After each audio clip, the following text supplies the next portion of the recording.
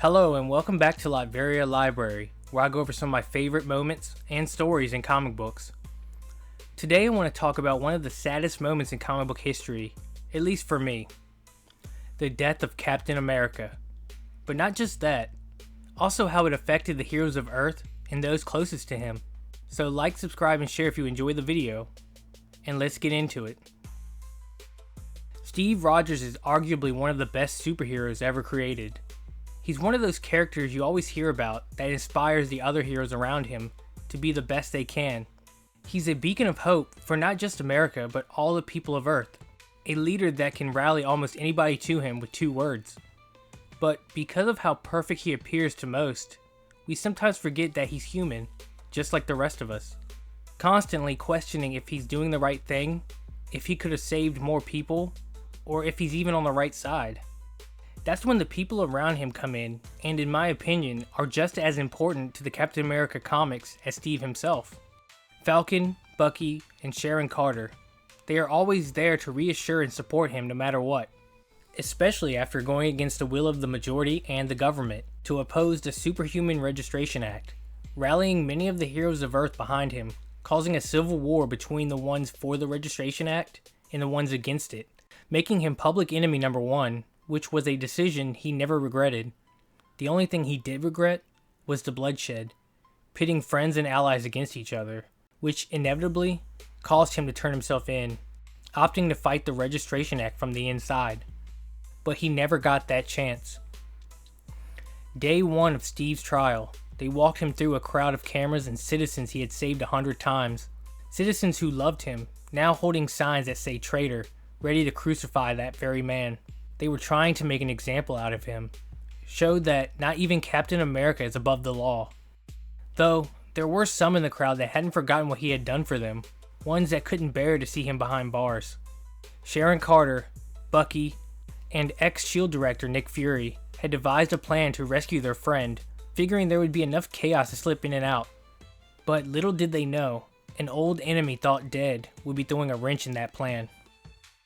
As Steve and the marshals began pushing through the crowd, he noticed a red dot on the back of one of their jackets. Steve traces it back to a window across the street and knew right away what the assassin's plan was. You see, the shooter knew Steve would see that shot coming a mile away, so they used that against him, made it part of the plan. The shooter aims at the officer instead, knowing he would never be able to sit by and watch someone else get shot. And bam, the shooter fires. Steve then shoves the officer out of the way, taking the bullet in the upper chest area himself. But unfortunately, this wasn't the killing blow. Sharon pushes through the crowd, trying desperately to reach the love of her life, oblivious to the fact her mind had been altered by Dr. Faustus, an evil psychologist and master of mind manipulation, who recently formed an alliance with the Red Skull and infiltrated SHIELD, posing as Sharon's as well as many other SHIELD members' psychologist. It was she who delivered the killing blow, without even realizing it. Steve died before he even reached the hospital. You can imagine how she was feeling after losing the love of her life. But after finding out she was the one that delivered the killing blow, it nearly broke her. With the image of her shooting Steve burned into her mind, Sharon fell into a downward emotional spiral and was afraid of what else she might do. So she quit SHIELD and almost ended it all, only being stopped by Faustus, who was still in control of her mind, telling her there would be no easy way out. But by doing this, it led her to finding a purpose, at least for a little while, by helping Falcon save Bucky, Cap's partner during World War II and best friend, from himself. Barnes was long thought dead, only to re-emerge all these years later, turned into a Russian assassin known as the Winter Soldier. But recently his memory had returned and the 2 best friends were reunited, only for Bucky to lose Steve once again. Unlike Sharon, who felt sadness and fell into a deep depression, Bucky, however, who had known nothing but violence for the past 50 years, felt rage. He lost himself in the violence, and knew Steve would have been ashamed of him starting bar fights, which made him miss him even more. Steve was really the only person he had left. Now, he had nothing. No purpose in life, except for taking out those responsible for the Cap's death. Bucky had already captured Crossbones, but he was just a pawn in the bigger game. He realized that he couldn't bring Steve back, or be the hero he wanted him to be, but he could kill the ones responsible. He could kill Tony Stark. But first, he went on the hunt for Cap's shield, coming to the conclusion no one would ever be worthy enough to wield it. He hacked multiple shield databases to find out where Tony might have stored it, eventually tracing it to a shield lab in town. But he was sloppy. Nick Fury figured it out right away and sent Falcon to stop him. Not because they cared about Tony Stark. He's probably hated more than most of the villains at this moment. But because Bucky was important to Cap, which meant he was important to Falcon now. Even if the two hadn't been close for a while, Sam Wilson still saw Steve Rogers as a brother. Even being the only other hero to turn himself in when Cap did, so he wouldn't have to go down alone. Which you can imagine didn't sit well with the anti-registration heroes. To them, he was now working for the man that put Cap in front of that bullet. But Sam Wilson always does what he deems is right. And right now, with Sharon's help, he needed to stop Bucky from ruining his new life. Unfortunately, the guy was an ex-Russian assassin. If he didn't want to be found, he wouldn't. The trail had gone cold. But they figured he wouldn't go after Tony while he was on the helicarrier anyway. He would wait until he was vulnerable, with less security around. So Sharon had the idea to go after the Red Skull, since that would probably be Bucky's next stop. And with her constantly having to fight Faustus for control of her mind, this would give her the chance to go after him and free herself. And it turns out she was right. After a few days of hunting, Bucky had come across an AIM recon truck, which he knew were working with the Serpent Squad. And recently, when pictures surfaced of them attacking the New York Stock Exchange with a new leader, he put all the pieces together. But this isn't quite what led him to the Red Skull. They didn't know anything actually. It was the final lead he had that brought him to the man who was behind his brainwashing, which led him to the Red Skull. Alexander Lukin. But how? Well, Bucky recognized the tunnels where Skull's giant deathbot was being built in a previous story. They were owned by Lukin's company. What he didn't know was he was sharing a body with the Red Skull, and unfortunately, Bucky's lust for revenge clouded his judgment. He rushed into Lukin's flat without thinking, falling right into the Red Skull's trap, bringing him right back to where he started, in Lukin's Winter Soldier program. Now, I want to check in with Stark. Ever since Tony Stark had taken over as S.H.I.E.L.D. director, it seemed to be one crisis after another. With Cap's death, plus half of the Avengers still missing, he felt the weight of being a leader more than ever. As he stood over Cap's body with Sharon, he thought about how this was the exact thing he was trying to stop. How he was trying to do the right thing. And seeing his friend like that was just killing him. This really came off as him wanting Sharon's forgiveness, but he would not find that with her or anybody else. The fact was, Tony was alone. He was the man responsible for Captain America's death, and was now the most hated man in the world, which really ate at him. If you know anything about Stark, you know he loves being loved by the masses. He tried to regain some of that love and perhaps soothe some of his own guilt by finding a new Captain America, asking the newly returned Hawkeye to take up the mantle. But Clint refused, and made Tony realize that he couldn't just make all the hurt and guilt go away by striking up a deal. He would have to face the choices he's made head on. So there would be no new Captain America, and he would stop the Red Skull from whatever he was planning. Tony had a feeling that Cap's death was just the start of it. With everyone consumed with grief, and S.H.I.E.L.D. being stretched so thin lately, it left the organization vulnerable to being compromised. Just like Fury suspected, a spy android disguised as a S.H.I.E.L.D. agent was found and put 2 agents in intensive care. Since S.H.I.E.L.D. didn't really have protocols to handle this, because it's never really happened before, Tony put extra security on the caravan transporting Cap's S.H.I.E.L.D. in the form of Black Widow, and canceled his meeting with the president. But Black Widow failed in protecting the S.H.I.E.L.D., more than likely because her and the Winter Soldier have history. Seeing him again really threw her off balance, and now Tony not only had to deal with spies inside of S.H.I.E.L.D., but the most dangerous man the Black Widow has ever known was coming for his head. But worse than that was that it was important that Tony meet with him so he could fulfill the last wishes of a cherished friend, and hopefully have a little closure for the both of them, which will probably go over well. So he sent Black Widow back out to bring him in alive, where she eventually teamed up with Falcon and Sharon, since their goals aligned at the moment, not realizing Sharon's mind had been warped by Faustus. Sharon completely gave in to the mind control and knocked the 2 heroes out, while Tony was dealing with another S.H.I.E.L.D. breach. Sin and her new Serpent Squad had freed Crossbones from the subcarrier transporting him. They disguised themselves as S.H.I.E.L.D. agents and had security clearance cards, so they were able to just walk in with no trouble. The person that gave them all that they needed was another SHIELD agent who had been brainwashed by Faustus, which was what those AIM soldiers were watching. They were making sure the brainwashing stayed in effect. They just didn't know it. Tony's stress level at the moment was through the roof. Anybody in SHIELD could be a spy for the Red Skull, and the only link he had to Cap's murder had gotten away. The guy just wanted one day where there wasn't 20 crises at once. And a drink, of course. But maybe he deserved all that's been happening. Maybe it was his punishment for making all the wrong choices.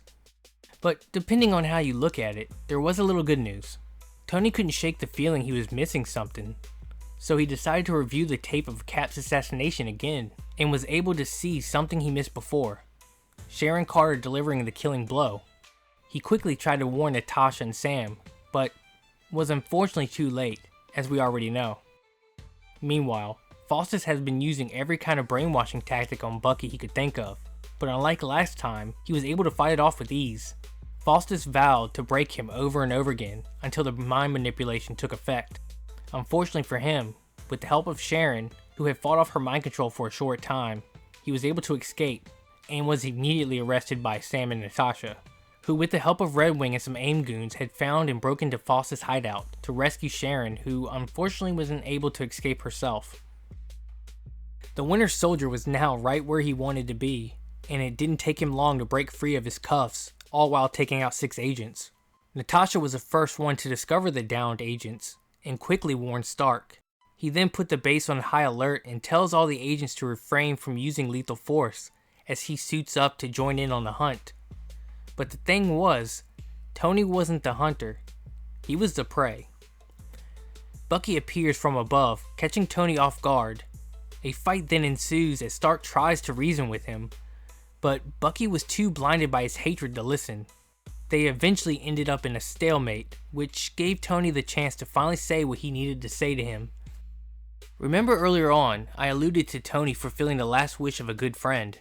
Well, Steve had arranged that if he died during the Civil War, his final wishes would be delivered to Tony, and only Tony, in the form of a letter, which summed up read, "Save Bucky from himself."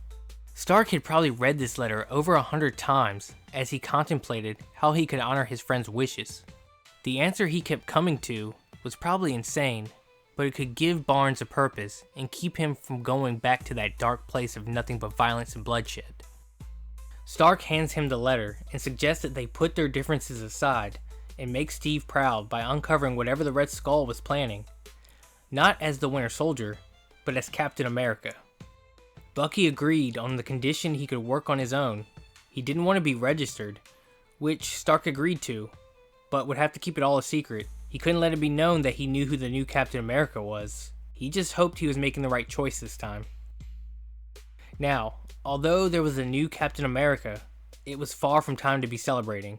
With oil prices doubled and the stock at the lowest it's been in 30 years thanks to the Red Skull, who, long story short, faked Lucan's death, who is the owner of the corporation America gets all its oil from, and then puts a new CEO in charge, who doubled the prices, which caused riots to break out in New York and at the White House in DC, while AIM is sent after Wall Street's gold reserves, hitting the economy from all sides. Luckily, the new Captain America got there before AIM could even take a penny. Seeing that shield again really put a scare in them like nothing else. It slowed them down, which is one reason why a Captain America is always needed. He strikes fear in all the worst of the worst. Just the idea of him is enough to win the day without even throwing a punch. So if Cap never died, all the villains would have never felt emboldened enough to band together and enact the Red Skull's plans, which just got worse by the minute. As Tony tried to convince the government officials that Lucan is alive and his company has orchestrated the attacks on the economy, the riots at the White House have become 100% more violent. With people losing their jobs and homes, this was inevitable. Fear was a dangerous weapon, as the Red Skull knows. He has used that fear to bring America to its knees and now is ready to deliver the killing blow. He has Faustus activate the brainwashed SHIELD agents, who happen to be doing crowd control, to fire into said crowd, creating even more fear and confusion, making SHIELD look untrustworthy, more than they already did. Which was the Skull's plan from the beginning, causing a divide and sowing chaos through America, starting with Cap's death and ending with SHIELD.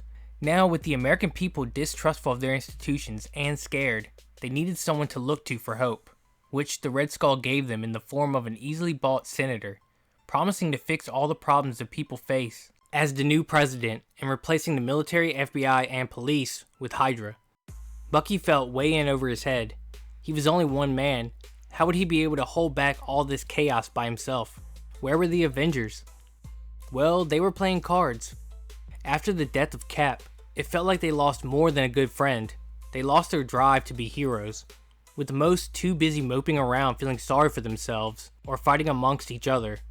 Yet, there were still a few that knew what it meant to wear the uniform. Patriot and the new Hawkeye, the next generation of heroes. Though still mourning their leader, it didn't keep them from remembering what it means to be a hero.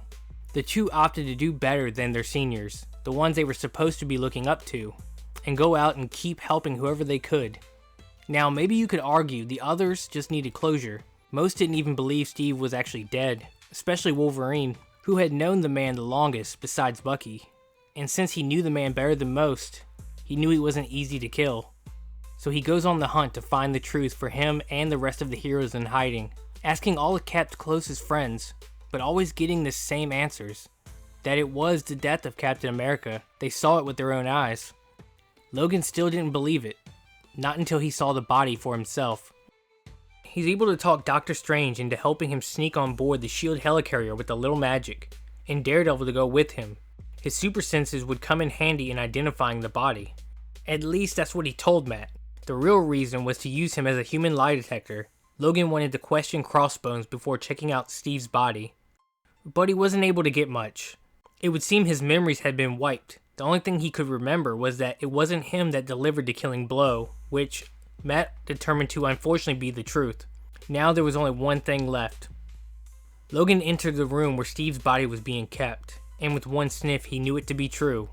It was really Steve in that casket. Captain America was dead. But what was worse than that, the part he hated the most, was telling everybody else it was true, crushing what little hope they all had left. And so, as you can see, Bucky couldn't count on any help. He was alone in this, but thought about how it wouldn't matter to Steve. He would just get it done no matter what. And that's what he was going to do, until Sam comes to him with a lead on Sharon, hoping they could work together and maybe keep Bucky from getting himself killed.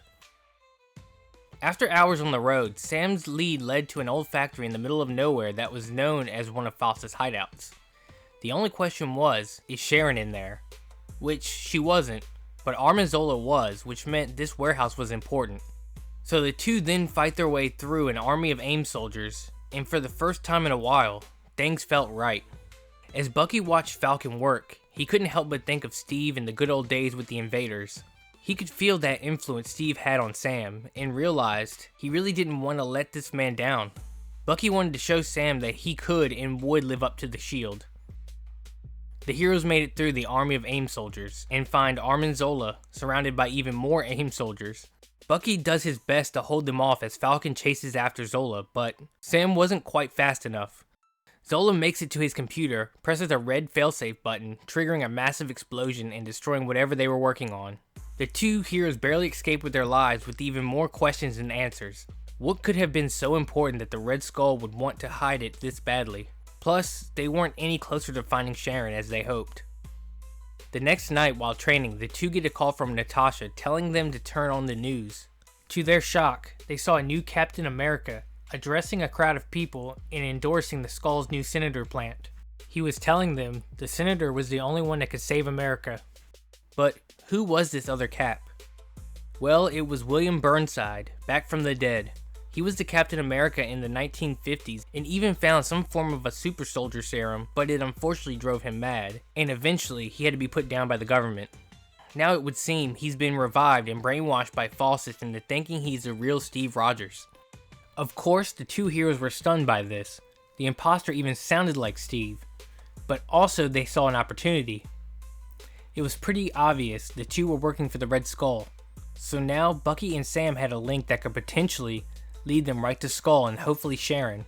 And speaking of Sharon, the Red Skull has figured out she has overcome her brainwashing and now has her strapped down and drugged up. She also overheard they wanted her baby for something. She just didn't know what yet. The only thing was, she wasn't as drugged as she let on.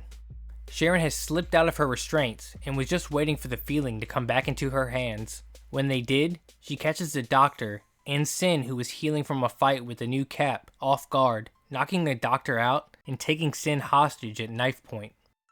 Meanwhile, Bucky has broken into the Senator's apartment against the wishes of Sam to look for more dirt and is jumped by the imposter Cap. He was much stronger and faster than Steve ever was, and Bucky wished he would have just listened to Falcon now. Every hit Bucky took was like a cannonball to the face, with his returning shots having no effect. He had to think of something quick, or he would be done for soon. But the imposter's voice really made it difficult for him to focus. He sounded so much like Steve, but he couldn't be. Eventually, Bucky finds an opening, knocks the imposter to the ground and unmasks him, and what he saw was impossible. It was Steve Rogers. Or at least Burnside with Steve Rogers' face, but Bucky didn't know that yet. The imposter blamed him for killing Bucky, obviously due to the brainwashing, but when Bucky takes off the mask to reveal who he was, the imposter Steve's mind began to crack, torn between the brainwashing and what his own eyes saw, eventually completely losing it and shoving Bucky off the building. Lucky for him, Falcon showed up just in time to swoop in and catch him before he hit the street below. Meanwhile, Sin had escaped Sharon's grasp and the two had engaged in hand-to-hand combat. Unfortunately, Sharon was still weak from the sedative, so her punches weren't landing and her body was slower than usual. Eventually, Sin let her anger get the better of her, and she pulls a knife, stabbing Sharon in the midsection, causing her to lose her child, which enraged her father, the Red Skull, because he needed Sharon alive until the child was born, so he could transfer himself from Lucan into Sharon's baby, which would more than likely give him super strength as well, if the super soldier serum had been transferred to Steve's child. Faustus, however, in a strange turn of events, felt sympathy for Sharon. He betrayed the Red Skull and tipped off S.H.I.E.L.D. about a fake assassination attempt at the presidential debate tonight. The plan was to have Sin fire a shot at the senator's opponent, having him dive and save the man in the nick of time, making him look even better, and all but solidifying his win. Faustus then handed Sharon a S.H.I.E.L.D. transmitter and wiped all memory of her pregnancy. Afterwards, Black Widow along with a few other agents picked up her signal and headed towards her location. As they were closing in, they ended up bumping into Sam and Bucky. The heroes had tracked down Burnside to the same location thanks to Red Wing, even though they didn't feel great about it. You see, Burnside had been running from AIM for days, and they used him as bait to find their hideout. Instead, they should have been trying to help him. Bucky of all people knew what he was going through more than most. The whole thing just really ate at him. So he tried to put it aside as Natasha explained the fake assassination attempt and how it had to be Captain America that stopped it. As much as he wanted to bash the Skull's teeth in and save Sharon, Bucky knew she was right. He then splits from the team and heads towards the debates. Sim was already lining up the shot, but the target she was aiming at wasn't the one her father had ordered. She was tired of trying to please him, only to be told she was useless and weak over and over again, so she would show him. Sim would kill the senator, foiling his plan and proving that she wasn't weak, that she was strong and independent, that she didn't need her father. Sin then fires, and out of nowhere, S.H.I.E.L.D. flies across the stage, stopping the bullet and saving the senator's life. Captain America had made it just in time, foiling Sin's plan. Now it was time to finish it. Bucky leaps through the balcony window and takes out Sin's two bodyguards. As she flees, what she had done hit her like a freight train. She had betrayed her father, and he would kill her for it, but she still had time to make it right. Meanwhile, S.H.I.E.L.D., Sam, and Black Widow descend upon the Red Skull's hideout, while he and Armin Zola were oblivious to it all, readying Sharon for whatever they were planning. She was pretty out of it by this point, but she could see blue and white electricity swirling around her with a figure beginning to form in the middle. Whatever it was, it freaked her out enough to break free of the contraption, completely destroying it. The two villains finally hear S.H.I.E.L.D. closing in on their location, so they hadn't the time to fix the machine. Having no other choice, the two flee, but after everything they had put her through, Sharon wasn't about to let them get far. She tracks them down not far from where they left her. She doesn't say a word, just fires, shooting the Red Skull through the heart, ending his miserable existence. She was too exhausted to take on Zola as well, so it was a good thing she wouldn't have to. Burnside had broken free and his mind was clear enough to remember what they had done to him. He stabbed Armin Zola from behind, fatally wounding him. Now, let's check back in with Sin and Cap. Sin, terrified of what her father would do to her, had left a plan B on the roof in the form of a rocket launcher in a spot overlooking the parking lot where the candidates happened to have been taken. She quickly lines up the shot as Bucky finally makes it to the roof. He didn't have time to think. He just jumped in front of Sin as she fired the rocket, stopping it with his shield in midair. The impact knocked her out and him all the way to the parking lot below. And after a long year of constantly losing, the heroes finally had a win. But while S.H.I.E.L.D. and the new Cap dealt with the near collapse of America, and the other heroes were busy grieving and arguing amongst each other, it left the world vulnerable to an even bigger threat. This is the greatest example of how a character's death should be. It should make such an impact the other heroes feel it for years to come. Now you can argue that if Steve never died, the Red Skull's plans wouldn't have gotten as far as they did, neither would have the Skrulls, which led into one of the darkest times for the Marvel heroes, with Dark Reign. The heroes were already distrustful of each other because of the Civil War, but with the Skrull invasion, it got even worse and divided them even more, which made them vulnerable. Honestly, they never really recovered until the return of Steve, but that's for another video. Before I end it, I want to say most of this story for the video was taken from Ed Brubaker's Captain America run. It's my favorite run, and honestly probably one of the best. The main themes throughout the story of struggling to handle heavy burdens, and or the mantle being a curse as much as it is a gift, makes the character feel so human, which from what I've read was inspired by Stan Lee and Jack Kirby's original run. And really it's who the character is. A man that makes it look so easy, but in reality is suffering from the heavy burden of being a beacon of hope for so many, praying he's doing the best he can with the gift he was given. It's all just so inspiring. Honestly, I could go on and on, but this video is already long enough. If you made it this far, don't forget to like, subscribe, and share. Also, you can donate now through YouTube or my Cash App on the About section. Thank you for watching, and I'll see you in the next.